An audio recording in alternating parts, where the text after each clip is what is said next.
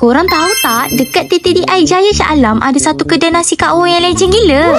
Nama kedai ni kedai nasi JJ. Tempat makan ni santai je, sesuai kalau nak lepak dengan family dengan kawan-kawan.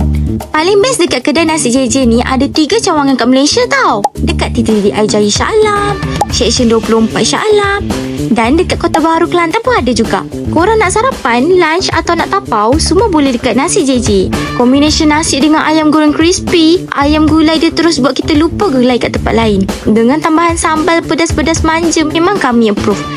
Untuk makan nasi yang macam ni, harga RM8 je tau. Serius puas hati. Kalau dah kenyang makan nasi, korang wajib try curry pot special ni pula. Kombinasi inti telur dengan kentang tu rasa ala-ala sandwich. Air bandung hak dengan teh ais jambu ni pun ramai yang suka. Buka setiap hari dari 8.30 pagi sampai 3 petang. Minggu pertama dengan minggu ketiga hari Jumaat je tutup. Siapa peminat nasi Kak Wok, sinilah syurga korang tau. Okay, so kepada customer kat luar sana, korang yang mana yang belum cuba, bolehlah datang ke kedai nasi JJ TTDI Jaya Shah Alam. Korang waste je kedai nasi JJ TTDI Jaya Shah Alam, confirm datang sampai depan kedai. Okay, thank you.